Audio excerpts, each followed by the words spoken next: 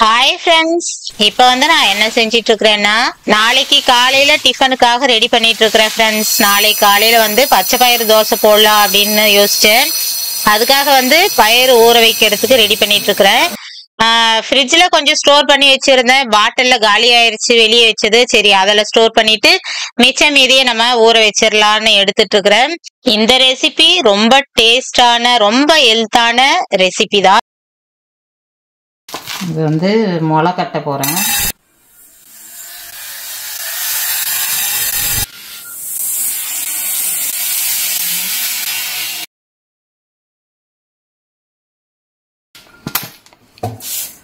இது தண்ணி நல்லா கழுவிட்டு நைட்டு ஊற வச்சோம்னா காலையில் முளை கட்டிடலாம். ஃப்ரெண்ட்ஸ், இது 250 ml. இது நாளைக்கு காலையில் பச்சை பயிறு தோசை போட போகிறேன்.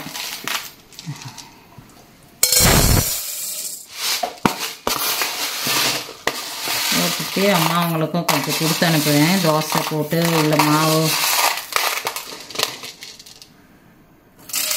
2 கப்பு போட்டுக்கலாம். நான் பச்சை பயிறு எடுத்துருக்கிறேன். 1 கப்பு அரிசி போட்டுக்கிறேன். இது இட்லி அரிசி. இப்போ நல்லா ஊற வச்சிடலாம். நைட்டெலாம் தண்ணி ஊற்றி ஊற வச்சிட்டோம்னா நல்லா அலசிட்டு தண்ணி ஊற்றி ஊற வச்சுட்டு போகிறேன். கொஞ்சமாக வெந்தயம். ஹாய் ஃப்ரெண்ட்ஸ், இன்னைக்கு காலையில் டிஃபன் என்ன பண்ணுறோம் அப்படின்றது இந்த வீடியோவில் பார்க்கலாம். நைட்டு பச்சை பயிறு தோசைக்காக நான் பயிறு ஊற வச்சுருந்தேன்.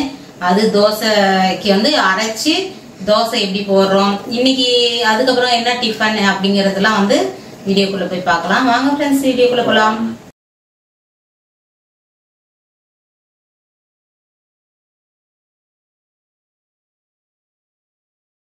ஃப்ரெண்ட்ஸ், இப்போ நைட்டு நம்ம ஊற வச்ச பச்சை பயிறு நல்லா ஊறிடுச்சு. இதில் நம்ம பச்சரிசியும் சேர்த்துக்கலாம். நான் இட்லி அரிசி சேர்த்துருக்கிறேன்.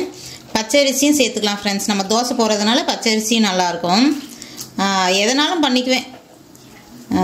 இந்த முறை நான் புழுங்கல் அரிசி தான் போட்டிருக்கிறேன். நல்லா 2 ஊறிடுச்சு.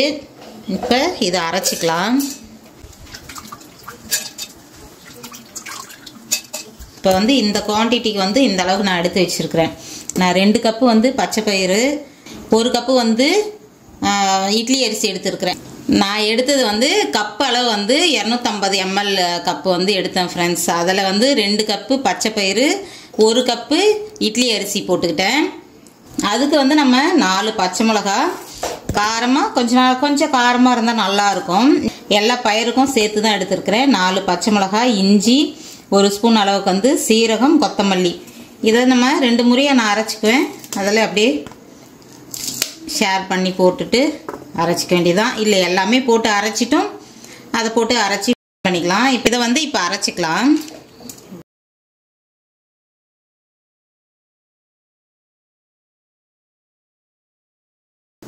இப்போ இதை நல்லா அரைச்சிக்கிறேன் ஃப்ரெண்ட்ஸ். இப்போ அரைச்சாச்சு. இந்த அளவுக்கு இருந்தால் போதும். ரொம்ப ஃபைனாக ஒன்றும் அரைக்க வேணாம். அப்படியே ஒரு கிண்ணத்தில் ஊற்றிடலாம். இப்போ கிண்ணத்தில் ஊற்றிருக்கிறேன். இஞ்சி பச்சை மிளகாய் எல்லாமே ஒரே இதில் போட்டிருக்கிறேன். இப்போ இதையும் அரைச்சி இதோட நல்லா மிக்ஸ் பண்ணி வச்சிடலாம்.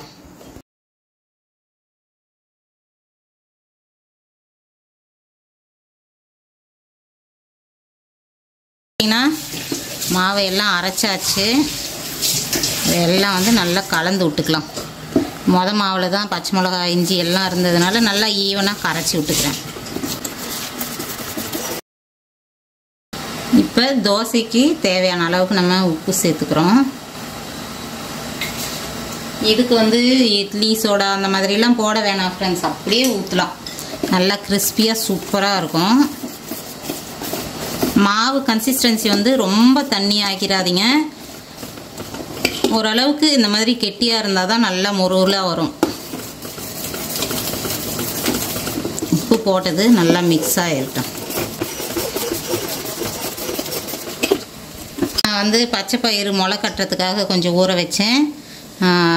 இப்போ நைட்டு பூரா ஊறிடுச்சு. முளை கட்டுறதுக்கு இப்போ தான் போட்டு மூடி வச்சுருக்கிறேன். இது வந்து நாளைக்கு பார்த்தோம்னா நல்லா முளைச்சி வந்திருக்கும்.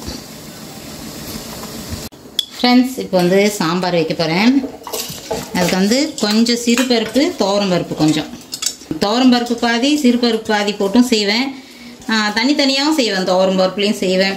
ஏன்னா வந்து ரெண்டும் மிக்ஸ் பண்ணி பண்ணோம்னா சூப்பராக இருக்கும். வெறும் சிறுபருப்பு மட்டும் போட்டோம்னா கொஞ்சம் குழக்குழன்னு இருக்கிற மாதிரி இருக்கும்ல, அது இல்லாமல் கொஞ்சம் நல்லாயிருக்கும் துவரம்பருப்பு கொஞ்சம் சேர்த்துக்கிட்டோம்னா. அதனால் மோஸ்ட்லி வந்து இட்லி சாம்பார் இந்த மாதிரி வைப்பேன். ரெண்டுத்தையும் போட்டாச்சு. ஒரு 2 விசில் விட்டு எடுத்துக்கலாம். ஃப்ரெண்ட்ஸ், இப்போ வந்து சாம்பார் தாளிப்பு கொடுக்குறேன். கடுகு, கொஞ்சம் சீரகம்,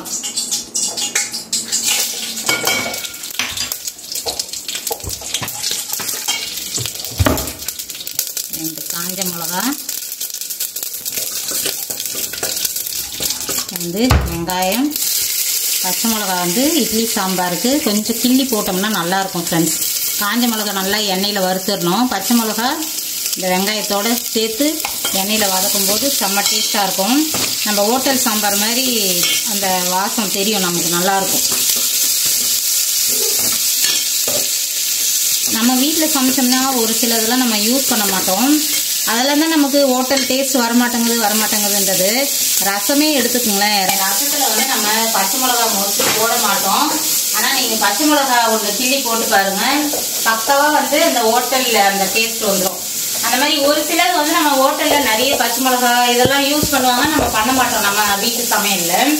அதெல்லாம் நம்ம அந்த ஃப்ளேவர் கிடைக்காதனால நமக்கு மட்டும் என்னடா வரமாட்டேங்குது. அவங்களுக்கு மேலே நம்ம சாமான்லாம் போடுவோம். மோஸ்ட்லி பார்த்தீங்கன்னா ஹோட்டலில் ரசம் வாங்கினோம்னா ஒரு தண்ணியாக தான் இருக்கும், தண்ணி மட்டும்தான் இருக்கும். எந்த ஒரு கருவேப்பிலை, கொத்தமல்லி எதுவுமே இருக்காது. ஆனால் அந்த டேஸ்ட் வந்துடும். இந்த மாதிரி ஒரு சிலது போடுறதுனால அவங்களுக்கு ஒரு ப்ளஸ் பாயிண்ட்டாக நல்ல டேஸ்ட் கொடுக்குது. நமக்கு அது ஒரு சிலர் அந்த சூட்சமும் புரிஞ்சுக்குவோம். சாப்பிடும்போது நமக்கு அந்த டேஸ்ட் தெரியும். இப்போ நல்லா சமைக்கிறவங்களுக்கு நல்லா தெரியும் இதில் என்னென்ன இருக்குது, என்ன டேஸ்ட்டு, அந்த டேஸ்ட்டு என்ன இருக்குது, எக்ஸ்ட்ராவாக ஃப்ளேவர் என்ன இருக்குதுன்னு கண்டுபிடிச்சிருவோம். அந்த மாதிரி வந்து ரசத்தில் வந்து நீங்கள் பச்சை மிளகா ஒன்று கிள்ளி போட்டு பாருங்கள், சூப்பராக இருக்கும். அதே மாதிரி மறக்காமல் கொத்தமல்லி, நீங்கள் கொத்தமல்லி எவ்வளோ ஆட் பண்ணுறீங்களோ அவ்வளோவும் வந்து வெறும் பச்சை தண்ணி மாதிரி புளிப்பு எதுவுமே இல்லைனாலும் கொத்தமல்லி சேர்த்துட்டிங்கன்னா அந்த பச்சை மிளகா கொத்தமல்லி வந்து செம்ம ஃப்ளேவர் கொடுத்துரும். ரசம் அப்படிங்கிற மாதிரி இருக்கும். தக்காளியும் சேர்த்தாச்சு சாம்பாருக்கு. கொஞ்சம் நேரம் அப்படியே வதக்க விட்டுடலாம். வதக்கிட்டு தண்ணி போட்டு மிளகா பொடி, மஞ்சள் தூள் எல்லாம் போட்டுடலாம். தண்ணி சேர்த்துடுறேன். தண்ணி சேர்த்துட்டு நம்ம மிளகாத்தூள், மஞ்சள் தூள்லாம் போட்டு கொதிக்க வச்சோம்னா அதுக்குள்ளே பருப்பு விசில் அடங்கிரும். ப்ரெஷரு ஆனால் கரெக்டாக நம்ம அந்த பருப்பு கடைஞ்சி ஊற்ற கரெக்டாக இருக்கும். கொஞ்சமாக மஞ்சத்தூள், மிளகா பொடி, காஞ்ச மிளகா 2, அது இல்லாமல் பச்சை மிளகா போட்டுக்கிறேன். அதில் காரம் கம்மியாக சேர்த்துக்கலாம். கண்டிப்பாக வந்து தனியாத்தூள் போட்டோம்னா இது மாதிரி நல்ல ஃப்ளேவர் கொடுக்கும். இட்லி சாம்பாருக்குலாம் தனியாத்தூள் கொஞ்சம் கண்டிப்பாக சேர்க்கணும். அதுக்கப்புறம் உப்பு. இந்த மசாலாலாம் கொதிக்கிறதுக்குள்ளே நம்ம பருப்பு கடைஞ்சிடலாம். இட்லி வெந்தாச்சு.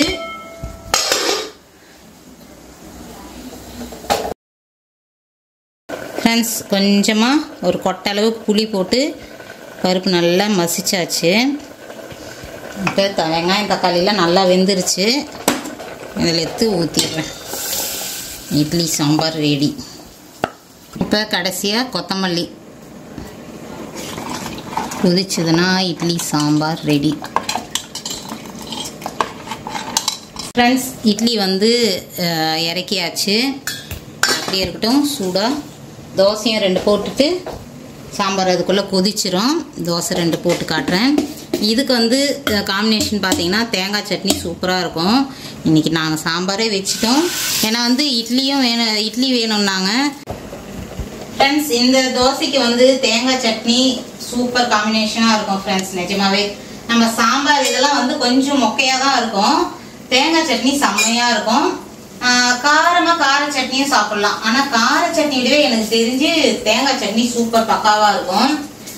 இன்னைக்கு வந்து நான் சட்னி கொஞ்சமாக அரைச்சிக்க போகிறேன். சாம்பார் வச்சுட்டேன்.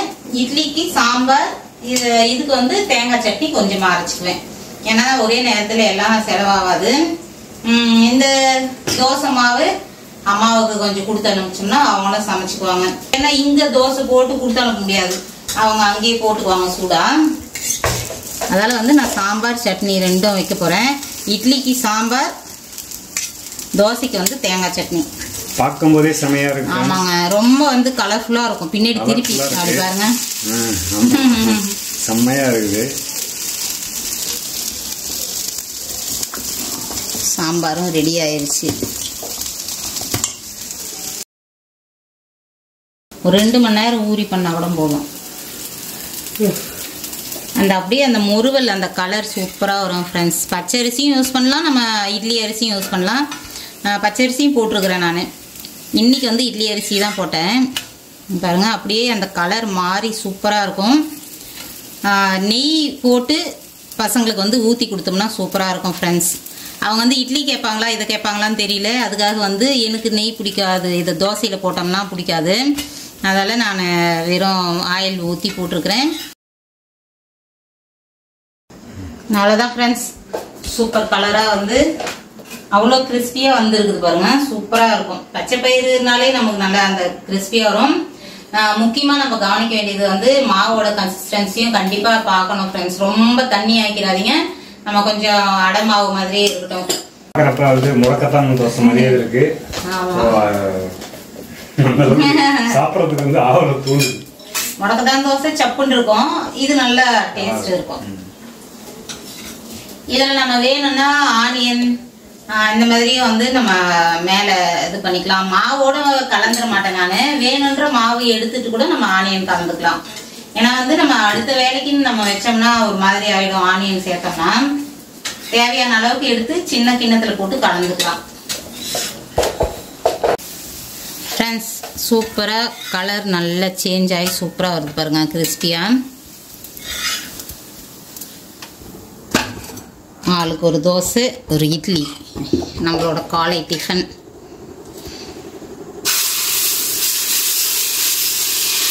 தாய்க்கு வந்து நல்ல கோல்டு, லைட்டாக வந்து ஃபீவர் இருக்குது ஃப்ரெண்ட்ஸ். அதால் தான் அவனுக்காக தான் இட்லி ஊற்றினேன். சரி, இது நைட்டு ஊற வச்சுட்டேன், அப்போ நல்லா தான் இருந்தான்.